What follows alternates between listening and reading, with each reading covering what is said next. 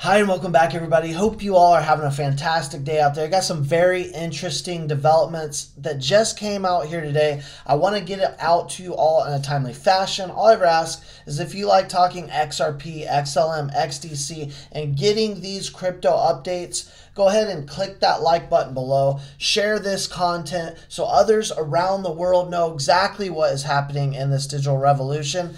And of course, drop an X in the comments section below. Getting straight into it, China court declares virtual assets legal property protected by law. Now, we have recently seen the U.S. courts, federal courts, going in our favor, right? With the grayscale situation, with obviously the XRP situation. Now we are starting to see China, who for years has done what? Essentially helped manipulate this market, as we know that they've been bullish for a long time on the future prospects of this current market.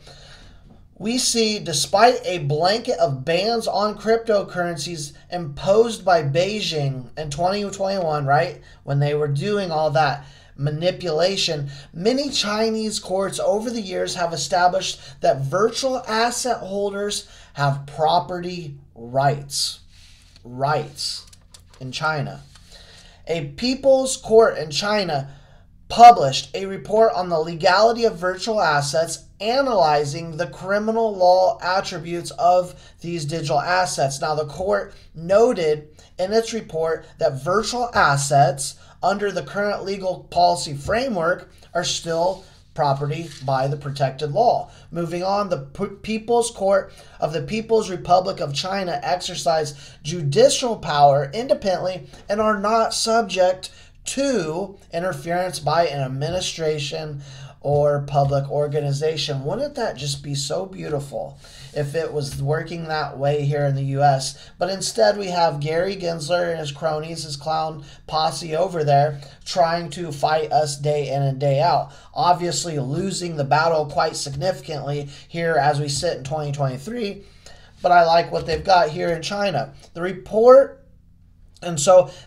says these courts try criminal, civil, and administrative cases as well as economic disputes. Now, the report titled Identification of Property Attributes of Virtual Currency and Disposal of Property involved in case. Acknowledge that virtual assets have economic attributes and thus can be classified as property. They have economic attributes, now can be classified as property, reported a local daily.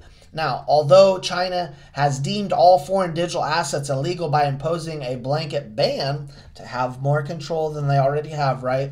The report argues that virtual assets held by individuals should be considered legal and protected by law under the current policy framework. So as we see this staged market, right? Because we understand what? 100% rigged, 100% manipulated, and he who holds the longest generally wins, especially in this game. Because as we see this whole staged act happen, this is what we're starting to finally see. Countries warming up to the idea of making everything legal. China imposed a blanket of bans on crypto activities and banned foreign crypto exchanges from offering their services to mainland customers in the past, right? However, despite a hostile national policy on digital assets, the Chinese courts have offered a contrasting stance on Bitcoin and other digital assets over the years. The first instance of such difference arose in September 2022, when a lawyer suggested that crypto holders in China are protected by law in case of theft, misappropriation, or breach of loan, and so forth. And so what? They are part of BRICS. And Robert F. Kennedy Jr. put out a statement today that was kind of like, I like the guy, right? But it's kind of like, yeah, no kidding, duh situation, because he was talking about BRICS. The whole reason they have been established or bringing in more countries and getting further established is to move away from the US dollar. That's not news to you, more than likely. I know certainly it's not to myself. And so we see them trying to get into this market in a big way. And who has been talking to lots of different nations within the BRICS? Ripple, Stellar, XDC's in there. We see them talking to BRICS all the time. And so what digital assets are they going to be most friendly with? I'll leave you to believe, or to lead you to believe what you want to believe, but I can tell you what I know, and I know which digital assets out there are in talks with these countries.